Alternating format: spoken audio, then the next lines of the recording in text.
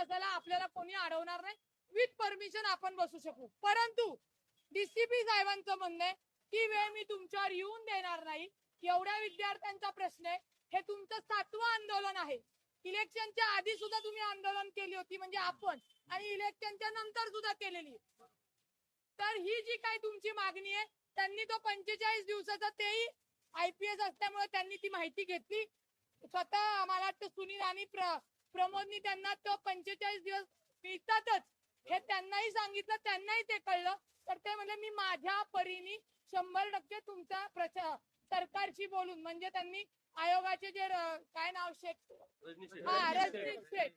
मला काय का तुमच्या त्यातलं माहिती नाही कुठले शेठ आणि काय ते, त्याच्यामुळे प्रॉब्लेम आहे. रजनीश शेठ आयोगाचे जे मेन आहेत त्यांनी आपण निवेदन दिलेले आत्तावर आणि ते तिथं देणार आहेत. आणि उद्या ती मीटिंग झाल्यानंतर आपण वाटलं तर एक तर आत्ता कलेक्टर ऑफिसला जाऊन बसायचं, नाही तर बसायला काही हरकत नाही हे लक्षात घे. पण इथनं ही सगळी तिथं जाणं आणि तिथं बसल्यानंतर थांबणं हेही गरजेचं आहे. तर सकाळी विथ परमिशन मध्ये बसू. कुणावरही गुन्हा दाखल, तुमच्या मला माझ्यावर गुन्हा दाखल झाला अडचण नाहीये, तुमच्यावर गुन्हा दाखल नको व्हायला ही प्रायोरिटी, आणि तेच प्रायोरिटीवर सरांनी हे सगळं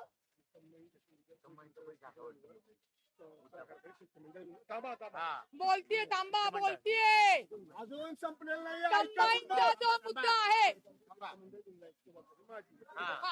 कंबाईनचा मुद्दा जो आहे, परीक्षा पुढे ढकलण्याबरोबर कंबाईनचा जो मुद्दा आहे, त्या कंबाईनची जी मुलं शिष्यमंडळ त्यांना मी स्वतः सरकारकडे घेऊन जायची जबाबदारी माझी. टाळ्या नका वाजू, डोक्याला त्रास होईल. नको.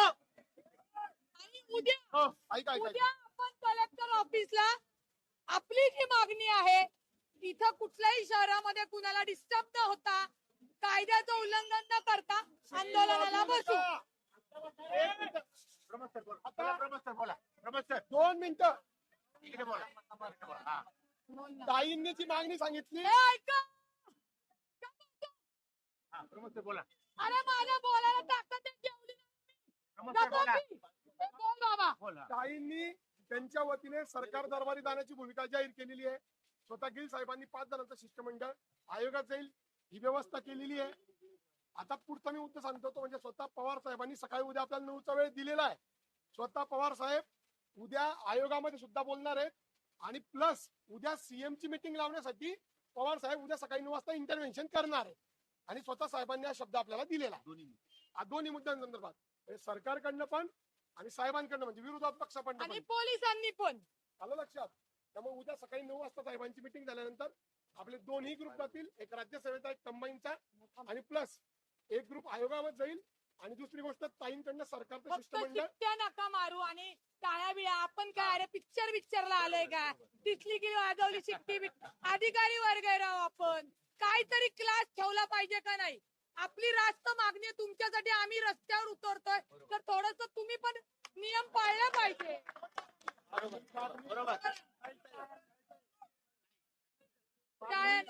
आलं लक्षात? तुमची मागणी पूर्ण झाल्याशिवाय मी स्वस्त बसणार नाही, काळजी करू नका. पण ती मागणी 100% पूर्ण होणार हे मला दिसतंय. आता प्रमोदनी सांगितलं सरकारकडे गेलेलं आहे, पोलीस प्रयत्न करतात. जे यांनी सांगितलं की मोठे साहेब पण तिथं बोलणार आहेत. तर त्याच्यामुळे या कायदेशीर याच्यावर नक्की आपल्याला याच्यामध्ये मार्ग 100% म्हणजे आपल्याला 45 दिवस पुढचे मिळतील. आणि आता इथं कुणी थांबायचं नाही, चहा प्यायला नाही, पोहे खायला नाही, शिट्ट्या मारायला नाही, डायरेक्ट अभ्यासाला घरी रूम वर जायचं. तडक दिशील, कळलं? आता टाळ्या वाजवू नका. जय महाराष्ट्र. जाते आता. जय महाराष्ट्र. खाली सकाळी 6 वाजता म्हणजे तेवढा होईल. चला चला चला चला आता बस. आता डीसीपी सरांशी भेटलात, विद्यार्थ्यांचे तुम्ही प्रश्न मांडले, नेमकं काय सांगण्यात आलेलं आहे? एक लक्षात घ्या, विद्यार्थ्यांचे प्रश्न जेन्युइन आहे. इथं कुठलंही पक्षाचं राजकारण नाही. विद्यार्थ्यांना 12 मार्चला रिझल्ट लागला, त्याच्यानंतर 29 मार्चला लागला आणि आयोगाच्या तांत्रिक अडचणीमुळे फॉर्म भरू शकले नाही, मुलांचा अभ्यास झालेला नाही, त्यामुळे 45 दिवस ती परीक्षा पुढे ढकलण्याची जी मागणी आहे आयोगामुळे सरकार अडचणीत येते, ते येऊ नये म्हणून सरकारच्याच वतीने, कारण का सरकार कुठल्याही मायबाप जनतेला किंवा विद्यार्थ्यांना त्रास देण्याचा हेतू नाही, ही संपूर्ण चूक आयोगाच्या सचिवांची आहे. त्याच्यामुळेच आम्ही रजनीश शेठ जे आयोगाचे मेन आहेत आणि सरकारमधले मुख्यमंत्री उपमुख्यमंत्री सगळ्यांकडे निवेदन दिलेलं आहे, ही परीक्षा पुढे ढकलावी, कारण का हा सिलेबस पुढच्या वर्षी नसणार आहे. मुलांचा आयुष्याचा भवितव्याचा शेवटचा विषय आहे, त्यामुळे आर नाही तर पार. आणि मायबाप जनता या विद्यार्थ्यांचं म्हणणं सरकार नक्की ऐकेल आणि ही परीक्षा पुढे ढकलेल. एवढ्या मोठ्या संख्येने विद्यार्थी रस्त्यावरती उतरल्यात, खरं तर कुठेतरी आपण देखील सरकारचा भाग आहात. कायदा सुव्यवस्थेचा प्रश्न अशा ठिकाणी कुठल्याही पोरांनी कुठलंही वाईट वर्तन करणारे नाहीयेत, ते भावी अधिकारी आहेत. त्यांच्या जीवन मरण्याच्या प्रश्नासाठी ते इथं उपस्थित राहिलेत. आज 12 वाजल्यात, 12 वाजता एवढे विद्यार्थी रस्त्यावर येत आहेत, मुलं पण येत आहेत, मुली पण येत आहेत. म्हणजे याचा विचार केला पाहिजे की प्रश्न गंभीर आहे आणि सरकार म्हणून आम्ही तो प्रश्न 100% सोडवणार आहोतच. कट ऑफ मार्कपेक्षा जास्त मार्क असून सुद्धा काही विद्यार्थ्यांची गुणवत्ता यादीत नावच नाही अशा तक्रारी आलेल्या आहेत. आयोगाच्याकडे या अनेक तक्रारी आहेत, अनेक विद्यार्थ्यांच्या. त्यामुळे सांगितले की सचिव मॅडम की ज्यांचे पती हे आमदार उद्धव बाळासाहेब ठाकरेंच्या गटातले आणि सचिव मॅडम विरोधातल्यांचं जास्त ऐकतात, सरकारमधलं ऐकत नाही, म्हणून आम्हाला रस्त्यावर उतरायची वेळ आली. आता आम्ही हे आमच्या नेत्यांना सांगितलेलं आहे, आयोगाचा सचिव बदलला ना की कामकाज सुरळीत चालेल. विद्यार्थी आंदोलनाची जागा बदलतायत.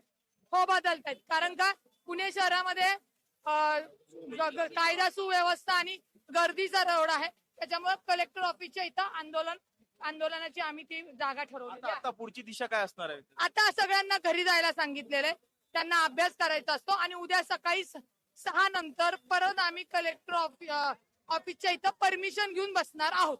आता परमिशन मिळालेली आहे का? परमिशनला दिलेलं आहे, उद्या सकाळी परमिशन मिळेल.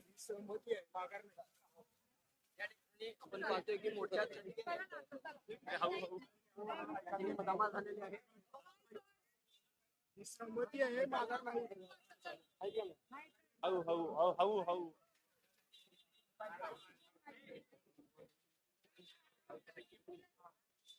हे पण लाईव्ह गेले का? लाईव्ह गेले.